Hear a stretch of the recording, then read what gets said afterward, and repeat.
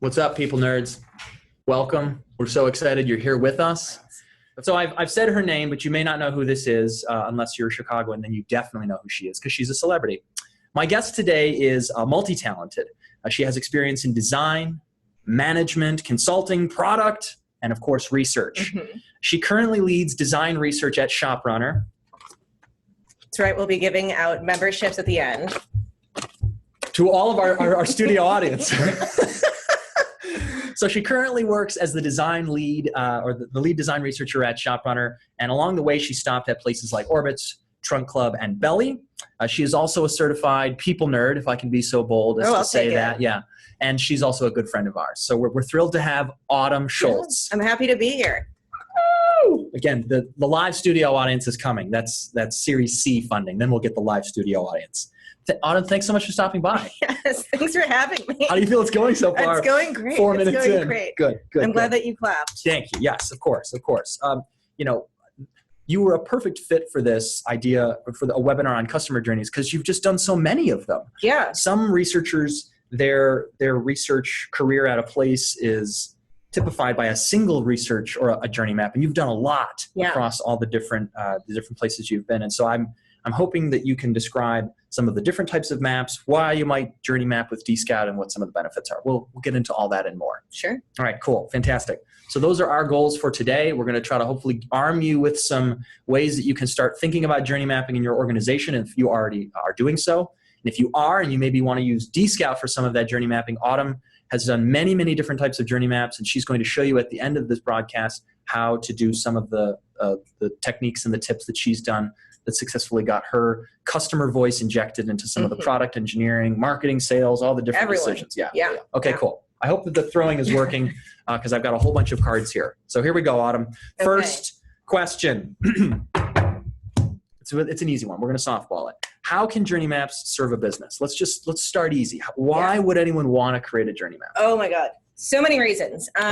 So reason one, it helps you look at your experience holistically. So often if you're working in a tech company or you're working for a service, everyone gets focused on their silo and it's hard to see how you fit into everything. Okay. So journey maps let you take a step back and look at the customer experience from like the very beginning to when they're considering your service or product to the very end, and being either reusing your product or making a purchase. It really depends on what your product is. So you're thinking the journey, truly holistic, 30,000 feet, not just the first time they touch your platform, but before they're even thinking about logging on, creating an account, or subscribing. Yes. Okay. I fully advocate for really thinking about it even beyond when your product starts. So like, what problem are they solving by using your product? And so how is that? What job are they hiring your product to do? Exactly. Okay. Perfect. I see what you did there. You should see the second webinar.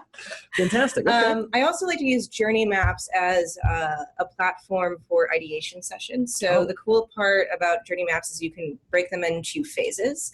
A lot of times those phases touch different groups in the organization. So maybe it'll touch sales and product. You can bring those groups together and talk about the problems that they're facing in your experience, or maybe things are going really well. Okay. But you're able to see the whole thing, the highs and the lows. Yes. Like what are you doing really well, and like where could you be better? And that data, as you said, that data touches all sorts of different parts of a business. It doesn't just touch the product team or the research team. It does touch sales because how the customer is coming into the flow can determine how a sales or an account exec might pitch the service. Okay. Yeah. And similarly with marketing, how they position and it's actually it's like one of my favorite tools to visualize research. It's so compelling. And that is something that I hear a lot. I was at a CX conference in New York, and so many of the researchers I talked to there loved the visual aspect of the map. What is it about not just thinking about your customer's journey as a holistic point of view, but also what is it about visualizing the data that makes journey maps so enthralling?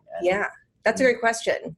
I know that's off our question, but it works really. I think it works really because so many of your maps, and I've been at several of your at your offices. You always make sure to put them somewhere. Yes, they're always front and center. They're not locked away in the research lab or with just your team. And they're not pristine either. They're usually we've talked about like printing on like crappier paper, and sometimes like even intentionally adding misspelling so people on the feel compelled to go and like correct it and ask questions and scratch things out. It's meant to be a living document. But to your first question, like why is it a good way of visualizing data? So often you're collecting a bunch of different types of data. Maybe it's conversion, maybe it's qualitative information, maybe it's videos through Dscout, which is my favorite. And so it's hard to see how that information connects and really impacts your customer. I see. And so this is a great way of seeing how everything layers up. That leads nicely into another thing that I noticed while at some of these CX conferences, and it's that not all researchers collect research for their journey maps. A lot of the journey mappers that I spoke with said, well, we're pulling data from existing sources. And no doubt, doing rework isn't the one of the goals of the organization. But it always seems like to me, one of your first steps is to actually collect original data from your customers. In addition to talking to the customer service team and getting customer service tickets, the back-end engineers to understand how long someone lingers on a login page. What is it about collecting data that is so important to doing a journey map? Because not everyone, I think, does it or thinks to. Yeah, well, so certainly leverage the data that you have. And like you said, it comes in a lot of different forms. Maybe it's customer service complaints. Maybe you have verbatims through some sort of survey, or maybe you have like quant from survey. But the reason why I collect new data, and specifically through Dscout, is it shows a human's experience through the entire interaction. So what I think you lose by piecing data together, which again you should do, it should be an element of it, is that you don't have like a story. There's no narrative. I see. But when you have folks go through your entire experience, you can see like oh my gosh, this is so exciting, or like I'm so frustrated, and those emotions and that that story gets lost if you're just hacking things together. And so you want triangulation of data. You've done interviews before, and that's a part of your research practice. You've got customer service qualitative and quantitative written out or survey data. So what you said you like using Dscout. I do. And you've mentioned videos a few times. What is it about the rich media or the qualitative ethnographic approach specifically that is so well suited for journey maps? So I love it's magical actually. And I wish we had some sound effects. Right? Yeah, I wish I had a wand or something. I know. Post. Zoe, can we do it in post? We can do it in post. There is someone behind you named Zoe and Matt, our marketing associates. So it's not just me making up a name. It's Zoe. Post. We're doing it. Continue on. So you'll have like a lot of quant data, and maybe like you'll see something along the lines of maybe something's not converting as well as you thought, but you don't actually know why that's happening. And so having these videos and having someone at different stages in your product or service be like, oh, shoot, I don't actually know what's going on here, or like, I'm super frustrated, or I don't understand this content. And so it digs up that why, and it either supports or challenges the data that you've been collecting. It gets you where you can't go. Exactly. If somebody is sitting in their bathroom deciding to use ShopRunner, you want to know what's going into that decision. And you, Autumn Schultz, researcher, can't really be there and go, exactly. It looks like you're about to sign up for our service. That's what's so unique about Dscout. And I didn't actually come to this be like, oh, I love Dscout. Well, you did. It is one of my favorite tools for journey mapping, because we've discovered a lot of things that we wouldn't have been able to do if I was there as the researcher, because there's so many contextual moments. And so I've done a lot of shopping journeys specifically. And there are a lot of intimate moments where people, if I went to do like an in-home study, of course, they're not going to bring up the same things while I'm sitting there with a camera. Whereas when, they're with their phone, they're a little more open. They'll show a little more of those like nuances and those things that they're struggling with. They forget that they're part of a study. Yeah, they're so comfortable with their smartphone. And there's a little less reflection, so the data is a little stronger. Oh, okay. Yeah. Wow. And you have told me before that you've used videos to convince executives, of product decisions. Yeah. And that's one of the reasons that you say customer journey maps are so great, because it doesn't just, in showing the holistic journey, you're able to make propositions for new products, maybe sunset ones that aren't working so well. You can compare your product team and your engineering team's steps of the flow to what the actual customer experience is. Like, what are they missing? What are they lingering on, and the like? And then you've mentioned before that videos really help drive home. Yeah. Do you just download a video that you like and just send it in a message or an email so that's a great question. I've done it a few different ways. I get the moments through Dscout. The way I share them depends on the situation. So at ShopRunner, my main mission right now is to become a more customer-centric company. And so the way I do that is I take videos and I put them in a Slack channel so everyone can be exposed and see, what customers are saying. Sure, those moments of delight, those moments of dismay. Exactly. Because it's hard to refute a video. It's easier to skim over a quote. But if, Janine from Skokie is saying, why isn't this working? And I don't know if Janine from Skokie is watching, but hello, Janine. Then it's irrefutable. Right. This is an actual and that emotion is much more real than like reading a report that I wrote, which is obviously like worth it. But like if I want to drive action, seeing people frustrated or seeing people excited is very different. Yeah. And a lot more compelling. Yeah. And that's such a great point about the fact that scouts, by and large, they're not reflected when they open up Dscout. It's in the moment. They're responding to your prompt, which might be, anytime you're looking for inspiration for retail, and you're right there with them. They have selfie style of video being taken, or they're turning the camera around at the ShopRunner website, for example, and showing you what's going on. And it's shaky and it's crackly, but it's there. It's the emotion of the customer. It's the voice of the person trying to evangelize or turn into an evangelist. That's great. So the journey maps are great because they allow you to stack lots of different kinds of data. It sounds like Dscout has helped you get really rich contextual data. When you're using Dscout, this is really the heart of today's matter. For the folks who are watching, many of them have used us before, maybe for some jobs work, maybe for a persona study, or maybe for a product trial. But what are some of the things that they need to be thinking about if they want to use Dscout for journey map? For journey mapping. Sure. Yeah, either wholly or part of it. So I'll start from when I start thinking about a journey map. Usually what I do is I try to outline what I think the journey might be, almost like a hypothesis. And then I'll go and talk to stakeholders about these, assumed stages. And this is a good way of getting people to buy in early. Yeah. And that is a huge part of journey mapping. Like if you make it, it doesn't mean that people will look at it. Right. Even if you put it publicly on not so great paper and encourage them to interact with it, you need people to feel invested in the outcome. Precisely. Yeah.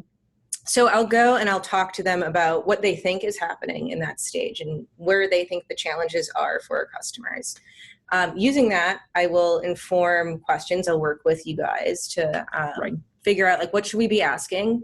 And what I found successful is structuring the missions along with the stages that we assume are happening. I see. Okay. So we'll have some sort of way of collecting information that I'm trying to think of like I'm thinking specifically about like our shopping journey. So like we assume that there's something that's triggering people to shop. So we'll make that into a mission or a stage or some way of collecting that. And so that's like the first part. Anytime you're feeling inspired to shop or that you need something, show it to us. Exactly. And it's still very open-ended. Right. You're not talking about ShopRunner specifically or whatever your business category might be. You're just saying, we know that there's a moment of inspiration that triggers them. Right. Okay, so that this is its own mission or a mission part. Okay. Right, exactly. Right. And so that helps us figure out like, well, how does ShopRunner actually fit in? Like, what are the struggles that, they may be working through? So once those stages are outlined, we create the missions, or the questions in a very similar way that you would construct any sort of research. Like you have hypotheses, you have assumptions, you make sure those are written up, and then you ask questions to either validate or challenge or discover information based on what you talked about. And are those questions, those are coming from your internal stakeholders as well. So you'll have you've mentioned before that you'll sometimes do a half-day summit where you'll bring in an ambassador from the marketing, from the sales, from the product team, and you'll have them, okay, let's think about, again, absent any Dscout customer data, you'll say, here's the journey as we know it to be today. What do we need to know? Like, what are the pain points? And so will those questions end up in the Dscout mission? So in some form? Yeah, in some form. So there's a lot of assumptions baked into what we think is happening versus what the reality is. And so I try to work with you guys to like extract what we're trying to learn based on those questions. But yeah, certainly if they're like, the question isn't too leading, I'm like, sure. We'll throw it in there. How is the ShopRunner sales team in this moment? Yeah, from 1 to 5. On a scale of 1 to 10, how awesome is this? Where I'm like, back up for a second. Right. And that's a really interesting problem or an interesting question. Do you give scouts the steps that you want them to go through? Because you've said a few times that you sort of lay out the journey as you think it or know it to be. Do you show scouts that journey in the Dscout mission, or do you just sort of keep it high level? Like, we know there's an inspiration sort of stage, and then there's an action stage. How detailed do you get in the stages or steps that you're trying to actually journey? Yeah, Does that make sense? Yeah, totally. I think it depends on what you're looking to do. So I've done it both ways. I've done for like product or service specific things, I have those stages outlined, knowing that it's a relatively linear process. So I'm like, well, this isn't influencing too much. Whereas when it's been a little more ambiguous, where, for example, like ShopRunner wanted to learn more about the shopping experience. Which is huge. Yeah. So we kept it a little more open-ended, knowing that it is going to be a hairier thing to tease out. Sure. So we also followed up with another study once we had like the information. It was more of like a discovery journey. Okay. And then there was one where we're like, okay, let's refine a little more. Knowing what we know now. Okay. Right. And then support it with a few other elements. Interesting. Yeah. And so did those 2 separate journey projects go into creating a single journey map? It did. Okay. Yeah. So we started broad, just like, what do you think about shopping for apparel? Here are some things that we're like thinking about. This is what we think the experience is. Then we got that feedback and we're like, okay, let's iterate on this project, and now we can refine and be a little more pointed with our questions. And it's pretty quickly. I mean, I remember I was helping you doing this research. We reacted pretty quickly because you did start pretty broad, and then we got more focused. Then you wanted them to try ShopRunner specifically, right? And some interactions and touch points around ShopRunner to again sort of get the sense of how are they understanding our experience mobilely, desktop, right, where the shopper moment's happening. Because it's not just go to store, try on 3 things, make a selection. Some scouts never bought anything, and other scouts bought 10 things during the course of your project. Okay, that's really, really interesting. Are there other considerations? It sounds like getting stakeholder involvement, starting broad and then iterating quickly. Are there other things that you've picked up along the way when using Dscout specifically? That's a good question. Like, what about the types of questions? You've mentioned a couple of times that video is important, photo. Yeah. Have you found any other types of questions that are good to include when you're when we've done analysis, we've looked at it. Actually, I learned this from you. From a pains and gains lens. Oh, sure. And so when we were synthesizing information, we did that as a group as well. So instead of me just like being like, here's a journey map, you're welcome. That's not how it goes. That's not how the deliverable presentation happens. People aren't really interested in that. Synthesizing it together and talking about what people are experiencing together, again, brings that buy-in, but also makes them feel like, hey, we made this together, and now we're all working to fix these problems together. And did you code pains and gains or highs and lows after the fact, or did you put that, because admittedly I can't remember, did we put that in the mission itself? Like, did the scouts tap, this is a painful moment, or this is a high moment or a low moment? I think we did like a high and low moment. Cool. Yeah. Because that's a really cool framework. I feel like now it's the infomercial. That's a great way, but it is. Idea, it's a good way to organize your data if you're you're not sure what the moments of delight or dismay or the highs and lows are, just put it as a question. Put it as a single select, and then in the Dscout dashboard, you're able to filter, okay, let's take a look at the bad moments or the low moments. Are they around a particular part in the flow? Are they around our app versus our desktop experience? And then you can get to the highs and share all the great moments of people saying, ShopRunner is the best. Oh my God, where would I be without you? Yeah. Which is how I feel. ShopRunner. ShopRunner. We're gonna get to what I'm holding up in a second. It's just a good reminder. Yeah. Okay, so that's really, really helpful. So it's engaging stakeholders through workshops or summits, and then how do you? So you're getting them engaged on the front end. Yeah. How do you do that on the back end? So you've gone through, you've done your project, you've got something that you think would affect them. How do you loop them back in? How do you maintain that investment? Yeah. So to your point about adding pains and gains or some sort of scale on how they're feeling, we use that in the analysis portion, and so we analyze the information together. With the stakeholders. Wow, cool. Yeah. So you brought them back into literally a room, anyone who's willing to get in a room with and me. And you've got the entries printed out. Wow, cool. Okay. Yeah, and so we've done things where we've printed stills from the video and like little blurbs next to their faces, which again makes it feel more human. My goal for the projects I work on is like, how do I make it feel human? And so the videos and the photos help a ton with that. Of course. So you print them out and you've got them on the wall, and somebody can say, oh, that's definitely my team. Yeah. We didn't prep them enough for what they could expect with this membership, or we didn't, a product team might say, oh, they didn't convert here because they didn't understand how to use this feature. Yeah. Wow. Well, and the cool part is once people feel invested, they're like, oh, but we could do this thing, and it's like it generates a lot of ideas, a lot of how might we statements start, coming out of these like exercises. So the project just snowballs into more and more projects and more ideas, and people get really jazzed to like go and solve it. I know for the projects that I've done, I get attached to the scouts because it's good, it's quality. Yeah, you almost want to like mail them back and be like, I'm sorry.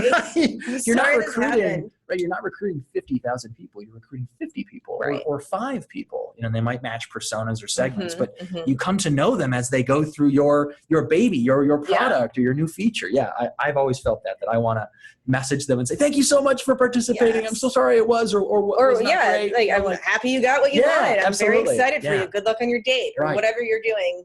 Yeah, it is. It's becoming more and more apparent that as customers want to be more customer-centric, right? They want to put the human face of their customers front and center.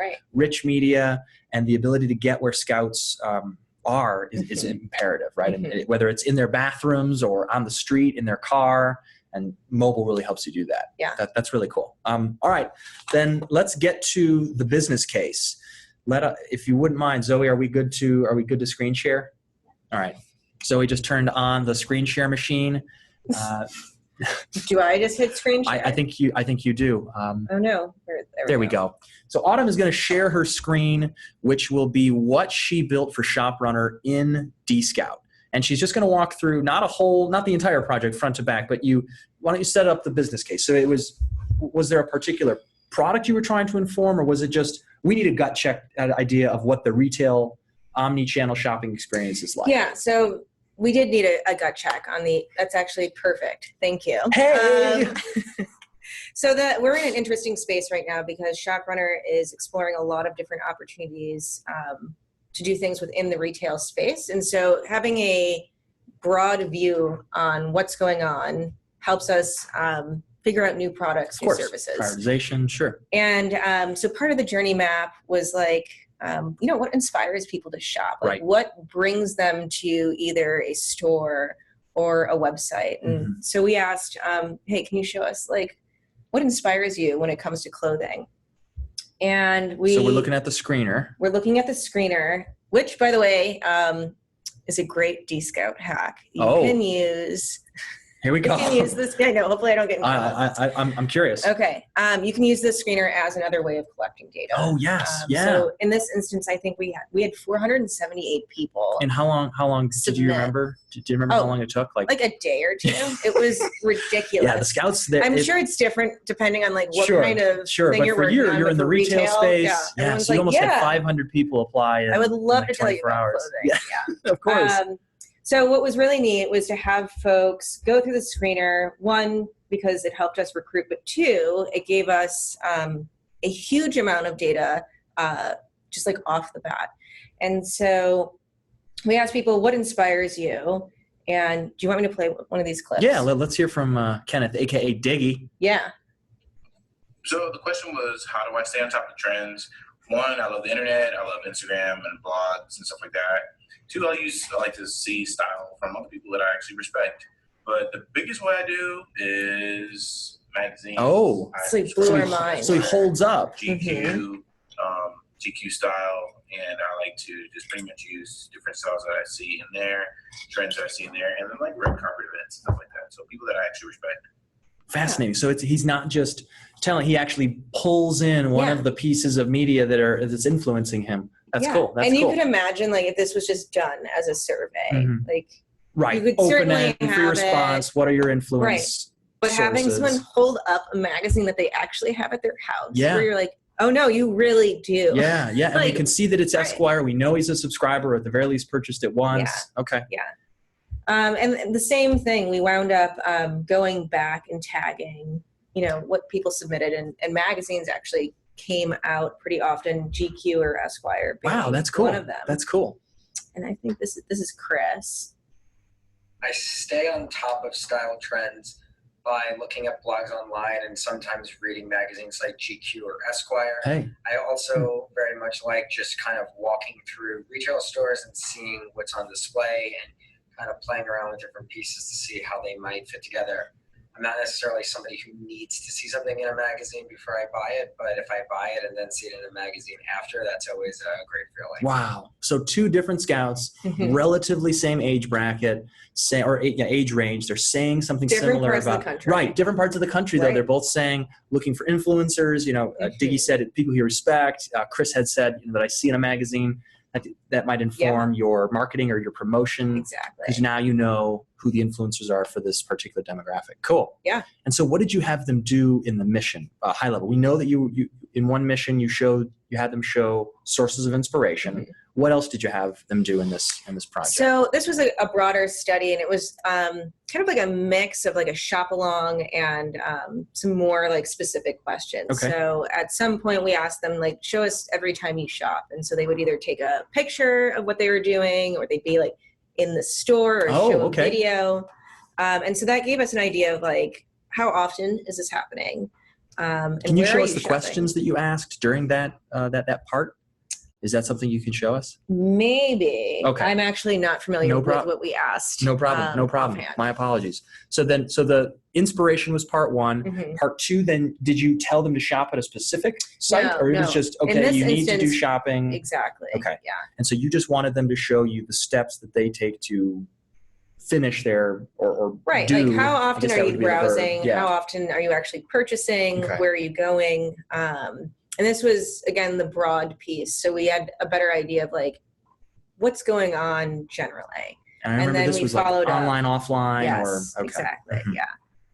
And then you concluded with a sort of reflection style where you were having them reflect, dig a little deeper. What were you hoping to tease out in that part? I think we wanted to know like what was going well and what wasn't. Just so in again, general. that like gives us an idea of like, hey, what problems can we solve for shoppers? Is there something that we can do to alleviate some of the pains that they're feeling? Sure. And what were some of the? Can you tell us any of the high level what you found? Maybe not as it relates specifically to ShopRunner, just for anyone else who's in the retail space. I think it's just like the amount of options. Oh, okay. There are so many options right now to shop. And while none of this seems surprising, it's very different hearing from people like, oh my gosh, there's like I can go to a million places. There's too many options. It's overwhelming. Yeah. But that helps you as a business determine how you might stand out, or if you can stand out. If you're, if leadership is trying to say we want to be the absolute number one top of people's minds, it might not be feasible, given the landscape of what's there in retail. Okay, that's really cool. If you had to do this project differently, how might you change or edit or modify? I was going to do this. I don't know. I feel like because this was that high level. Yeah. I don't know if I would. Sorry, this is a terrible answer. I don't know if I would change anything. Think this was Ben's research advisory skills. Yeah, that's were great. No, I mean this project was meant to be high level, and it was meant to be revised as we did it again, knowing that that's going to inform the second study. Got it. So would I do this differently? Probably not. This is still a good blueprint for an exploratory, maybe even a pre-journey. Like you had considering it a pre-journey. Yeah, like you had described. So they're it. not yet in ShopRunner here or whatever service you might be working in. They're not yet in any service. But you're just curious about the landscape of that vertical, which in this case happens to be retail. Exactly. Cool. Very cool. Well, let's have you stop sharing your screen. We'll get back our faces. There we go. Yes. Important. The two people behind the camera are wishing that this were over very quickly. I'm embarrassing them. Okay. Zoe, Matt, do we have any questions? What questions do we have? I'm gonna look. I have this. There's important screens over here. Let's when see. do I get to throw? I don't think you get to ask questions. Okay. Not you could. I guess you could write a question. Okay. Yeah, you could write a question. All right. Let's see. What question do we have? I have to remind them how to ask questions. That's that's totally fair. I don't think I was supposed to say that, but there is a question modal. And you should be able to chat. Is that right, Zoe? You should be able to chat to us. Yeah, she's like, just keep, yeah. So there should be a question modal where you can ask questions. It should be right there in your toolbar. I did have a question from some of our researchers here, because we do a fair amount of journey work for other clients, but they wanted to know maybe other examples of journeys that you think could be mapped. So you're in the retail space. Yeah. What are some other journeys that you think could be mapped using Dscout? Oh, healthcare would be a very interesting one. Okay. That was the first one that came to mind. Just because it seems like a very complicated thing to navigate. Private, possibly sensitive, maybe hard to access. Yeah. Okay. And so I think Dscout could help unlock some of those, like those moments. Of just going through like a pain journey or going through a treatment. Okay. Yeah. I thought about, we have done lots of projects where clients send scouts products to unbox. Yeah. And so it's less a journey through a service or a software, and it's more, wow, I've got this brand new thing. What do I do with it? And so the journey from, opening up your very first pair of AirPods to using them the week later, have you returned them? How's the fit? That sort of product interaction journey is something that we've done before. That's so funny you bring that up, because I did a journey in the past that I had also done in-home interviews, trying to get at the same information, but in two very different ways. And so using Dscout, I think, made folks more open about their feedback and frustrations that I wasn't able to get while I was in someone's house while they unboxed things. Sure. All right. So there was some sort of physical thing. And I think you mentioned earlier, you sitting there with a notebook or even a camera, folks are not going to be as candid one way or the other. They may bias themselves to be more positive about how, this is great. I really like this, whatever it is. No one wants to hurt my feelings. Sure. Right. Dscout, they don't. We hurt Autumn's feelings. That's right. I think that's our new Dscout. Your feelings don't matter. I love it. I love it. Michael, that's the new tagline. That's it. Okay, let's see. We've got. All right. So, what software do you use to create or present a journey map? So you're very tactile. Like you're printing out entries, but do you use any? Are you using anything in Excel? Are you in Paint? I am doing everything in Microsoft Paint. Yes. I figured you were a Paint person. No, the good news is my background is also in design. So I use Sketch or Illustrator to put it together. Got it. But I have done things where I've used Google's, what is their design tool? I don't know. So Google has a design tool that's free, and I've used that to like map things. And you can probably easily add those stakeholders or those collaborators. Yeah, just tag them in. Okay, cool. All right. Let's see. What else do we got? This is another one. How can I ask participants questions that smoothly translate into steps or stages? Ooh, yeah. Okay. So I was thinking about this one because it's one that another attendee at another conference had asked me about Dscout specifically. Sort of like the question I asked earlier, wherein do you have the steps or do you not have the steps? That's the first question that I would ask yourself. Are you looking in a flow that's very regimented? Like you and I did a project before where you had 7 steps that you needed people to follow. And so question 1 were each of those 7 steps, and it said, which step are you going to show? Yeah. And then the next question was just a video. Show me that step. And then question 3, rate it. Question 4, what could have made it better? Journey map right there. Yeah. And so if you have regimented, strict steps from a product team or an engineering team, that's the way to do it. Or you can do Autumn's method, which is more high level. You might be working with an amorphous, like omni-channel shopping doesn't have steps. Yeah. And so think about those. What would you call those big buckets that you? I was considering them as phases. So I started out with like 4 phases, assuming that they were going to break down and boil down into smaller pieces. But I structured those questions under the idea that, you know, you're going to go through these steps before you make a purchase. Right. You weren't sure of the specific steps, but you knew there was going to be some inspiration. There was going to be some research. There might be some purchase research. Okay. Yeah, I know that. Yeah, and I think that's why taking an approach where you know you're going to do more than one study, like probably not going to nail it the first time. If it's like super ambiguous or like very broad, like know that going in, that's okay. Yeah. And the second round will be more pointed and more specific, and those phases will become more tight.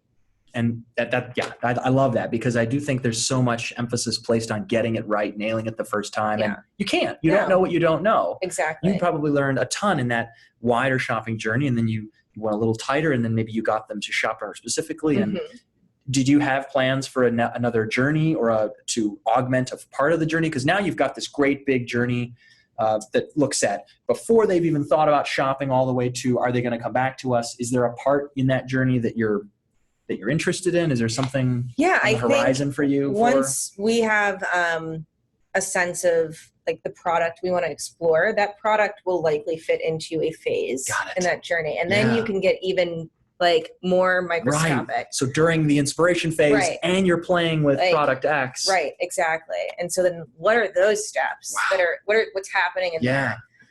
And retail is such a good example, because there are so many smaller steps of, like, each process has its own step. Like, how do you find reviews? Right. How do you research a purchase? Exactly. All of that is under the doing research process, but then there are multiple. Okay, well, you've got a lot of work cut out. Dscout's not going anywhere. We are happy to continue. Can you? Okay. All right. Here we go. Can you show? Oh man, there's a lot of them here. Is Dscout GDPR compliant, or are there any GDPR considerations for Scout privacy in the data? Did you have anything that you made your Scouts sign off on or check off on? Not in this instance. We source through your panel. Right. And so to that point, Dscout Scouts are fully the entire platform is GDPR compliant. We were before Privacy Shield compliant. All the Scouts sign an NDA as part of becoming a Scout. And so you're protected as a client. If you need above and beyond security, we can work with you on something. But that is one of the benefits of using the panel, is that you can quickly source Gen Pop consumers, to be sure, as Autumn was showing. You know, it's good for getting your average consumer. You can get them quickly, knowing that their privacy is taken care of. We've done things where in the instructions we'll write, share only what you're comfortable sharing, because Scouts will quickly forget that they're participating in a study. And we have one Scout who she almost exclusively takes her moments from the bathtub. And I like that she's relaxed and comfortable, but I just want her to know you don't have to be in the bathtub when you share a moment. If this is the right time, cool. Good. If this is your shopping moment, right. Because you're just relaxing after a long day, fantastic. It'd be great if you found out many people were shopping in a bathtub. That's right. Unfortunately, we did not discover anything that was not one of the findings. Okay, all right. And the questions that they continue to pour in. There's a lot of questions about being able to see your journey map. I know we're not able to show it, but can you describe its rough form? Is it linear? Do you stack the data? How do you? I mean, you can. Actually, I could probably just draw it out. Yeah, draw it out. Here, you entertain yourself. Okay, I will. See 45 seconds. I can. I can show you what it looks like. Yeah. We have a lot of questions about visually recreating the journey map.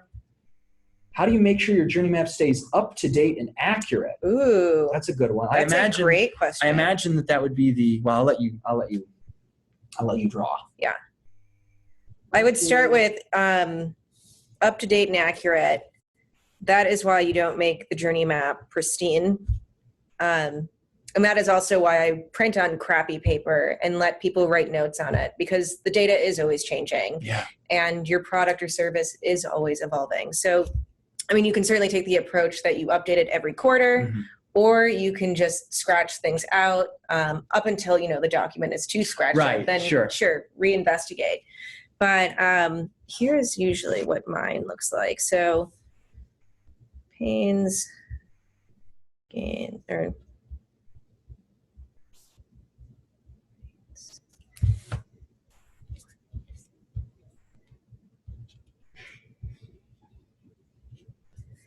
and then quotes.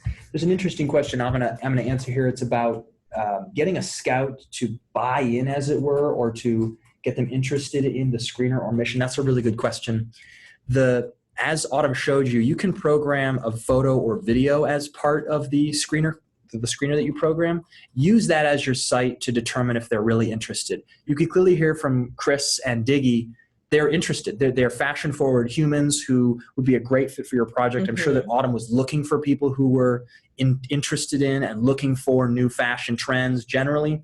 Use that photo and video to tease out the extent to which they're genuinely interested in whatever your product service might be.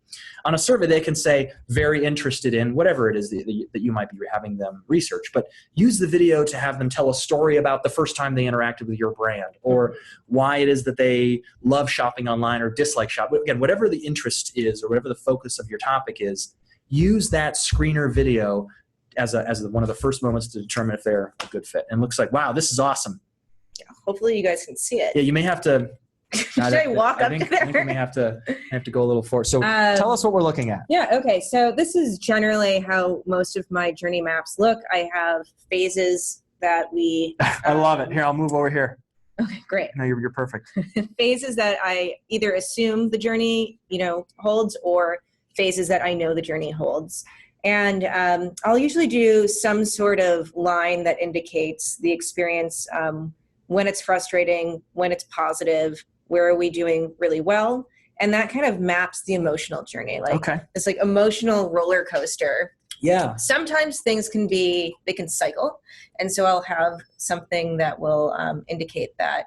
Also, another thing that helps, here. Another thing that helps is pulling out direct quotes. I guess you can't really see it. I gotcha. Matt, my friend, here we go. To help support that up and down. So keep going down. Yeah, you need to go just a little bit. There we go. That's it. Don't move. Just cover me. That's perfect. That's perfect. This is high tech. Yeah, this Dscout Studio coming soon. Yeah. So I'll pull out customer quotes or participant quotes that support that up or down. Okay. Got it. And then below you'll see quant information that also supports that story. I try to capture the primary story. Every once in a while I'll do a secondary version where I kind of fade it out in the background. Okay. And then at the bottom I list how might we statements. So hey, we know this is a problem. How might we, do X, Y, and Z to make people feel a certain way. That's really cool. All right, Zoe, we'll take a photo of that and we'll share that with our, we're going to take a photo of that. Thanks for bearing with us on that. Thank you so much for the last spur of the moment drawing. Phases of the journey map. How much iteration goes into the larger journey map? Yeah. As you learn about the specific one. Yeah. Were you shocked or surprised by any of the phases for this project in particular? Did you find a phase that you didn't think was there? Did phases collapse? You said that there can sometimes be a feedback loop where people sort of circle around in a phase, but were there any learnings on, and really what's most important, how do you discover the new phases? How does a new step show itself to you in your experience? Sometimes a new step will be discovered not necessarily through what I'm doing in Dscout, but through quant data. So an example would be in many places that I've worked, re-engagement seems to be an issue. Okay. And I think that's part of looking at the journey a little further out, not ending at the point where someone made a purchase, because you miss those phases. Yeah. So I discovered new information once we extended the project a little further. That seems to be. And then you find a whole pile of stuff of oh, that's why you didn't come back. So just thinking outside, as we've mentioned a few times now, outside the barriers of your product or service, what's happened Oh, you'll before. get so much more. That after seems really like an unexamined part. Like, why didn't you come back? Or do you plan to purchase again? If so, why or why not? But then again, arming them with something like Dscout where they be like, no, I'm not interested in your blah, blah, blah, because of, wow, that could be really impactful. Yeah. Zoe, how are we doing on time? I want to answer some of these questions. I know for folks, if we don't get to your question, we'll follow up in the email when we have the recorded, the full recorded video. How are we doing on time? I want to respect folks. We have 10 minutes left. Okay, fantastic. Well, can you go for a few more and answer a few more questions? All right, cool. Are there questions that you think, is there something else that you think is noteworthy or important when you're thinking about journey mapping in general, using Dscout specifically? You know, our platform can seem like a lot. So what's like the first thing that someone should do if they want a journey map with Dscout? What's like step absolute number one? Step one, I would outline hypotheses. So like pen to paper or just... I think people get a little overwhelmed or maybe like get too in the weeds, and really you can treat journey mapping as if you're treating any research project. Like, you come in, outline what you want to learn. And those assumptions are also just as important. Sure. And so just treat it like a normal project. It's just stacking information in a way that makes sense visually. Yeah.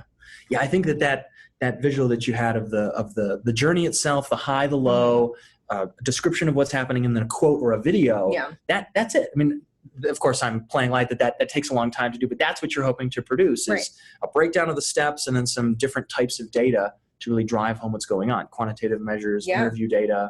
Oh, you know what's another interesting thing to do? I didn't think about this until now, is partnering or pairing like the customer experience with like what's going on behind the scenes. So then you kind of have an idea of like what systems are failing. Oh, specifically on product or development or engineering Yeah, side? you could do like two journeys in tandem. So I worked at a place that had this in-store experience, and there were a lot of different players in that story on both sides. And so seeing like what was going on at the associate level and then what was going on like the customer level. Right. So you're mapping, that's great. So you're mapping where is it most frustrating for an employee being asked to do a thing versus does that frustration map against what customers are saying, like, this is so confusing. And also the employee saying, I don't know what I'm doing here. Right. Wow, that's really cool. So you could be doing journey maps on your own people. Or, Yes, you could totally do it internally. There's a great way on your own people sounds a little too nefarious. But doing an internal journey map. An internal journey map is like also another way of thinking about like optimizing your systems. So. I love it. My goodness, the questions just keep they keep rolling in here. How do you make a journey map for a product or service that hasn't been developed yet, despite knowing the business goal? For example, integration of a brand new technology to your business. How do you keep? That's a great one. So I think an example you might think of is like if ShopRunner ever wanted to use voice technology. I think so if Autumn were to come to me with that question or someone on our research advisory team, I think we'd want to know what's going on with voice. What's the landscape of voice? Exactly. How are people using it? When are they using it? Why?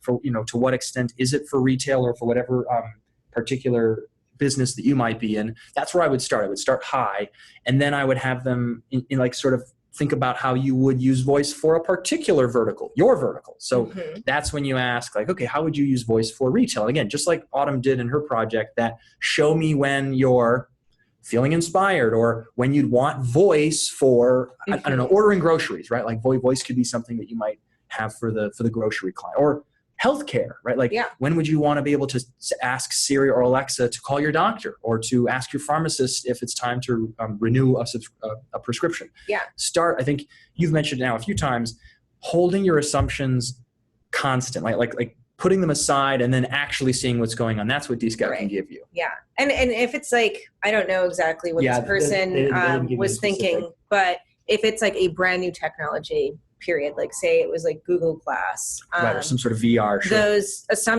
the assumptions are important, and like understanding how this technology is going to fit into the world. You have to have a point of view before you can start outlining what your assumptions might be. Right. How did you keep scouts engaged in the project? Oh, well, the first time I learned this the hard way. Okay. So the first one I did was self-service, not realizing how much work that was going to be. And we, you know, as a business, it is something like you just use a smartphone, you program a couple of questions, and you press play. Yeah. And so keeping people engaged to make sure, because we do these studies that can take place over weeks or Sure. a month or so. Sure. Keeping them engaged is hard. So if you were to do it yourself, like making sure you check in every day and that they're hitting these phases that you've outlined at certain time points. Yeah. So you have to make sure people are moving on. Right. Otherwise, they'll be stuck in whatever loop. Right. And you'll never get that additional data that you're looking for. And there's a space in the Dscout platform where you can see messages that they've written to you. You can ping particular scouts or group them together or rate them. So you have some customizability in who you're talking to and when. But I mean, whenever I talk to our customer success team, they're always talking to researchers who are like, oh no, I got it. And then you're like, oh no, right. That was a bad idea. We don't want to say that you couldn't handle it, but for your first or second project, or even your fifth project, having some help from a research advisor is good. Just because we can show you sort of the work. You know? It really is a lot of work to get people moving. Right. Because you're not, I mean, you might be on the most prized real estate in their world, but there's a lot of other things going on in their lives outside of just when do I use voice for shopping? Why aren't you just using my product constantly and thinking about it constantly? Right. Don't you know that this is my project and it's important? I need your data. Yeah. Absolutely. Yeah. So having support, and then if you are going to approach it yourself, like it is a time commitment. I think the first study I did was with 30 participants. And it took up the bulk of my day, not realizing how much back and forth that might involve. Yeah. And so we've, as a business, have a lot of different support options for you. So if you do want to do it your own, we'll absolutely give you platform access all the way up to, we have full service. So if you need some help, we're here for you. There we go. So you can check out ShopRunner, see all the cool things that Autumn, her design team are working on. Autumn, thank you so much for a little bit of time. I probably should explain what ShopRunner is. So what exactly is ShopRunner? What will the people at home get? So we have a few different products, but we're mostly known for free 2-day shipping and free returns. So we are picking a fight with Amazon. We want to enable retailers to be able to compete. And so part of that is offering free 2-day shipping. Cool. And so if you sign up with ShopRunner, the retailers that are in our network, Bloomingdale's, Saks, American Eagle, we've got 140 of them. All free 2-day shipping. All free 2-day shipping, cool. if you remember. Cool. That's awesome. I guess then the last thing, thank you so much for sticking around. Please share this with your friends and colleagues and join us next month. Jobs to be Done with Tony Ulwick, one of the original creators. He'll be interviewed by Michael Winnick, our CEO. We'll hope to see you at one of the conferences coming up. And if you haven't already checked out live, please do so. Autumn, I feel like I'm going to high five. We're just too close for a handshake. Autumn Schultz, ladies and gentlemen. I'm Ben, product evangelist. Thank you so much for joining us. We'll see you again soon. Thanks for having me. Absolutely.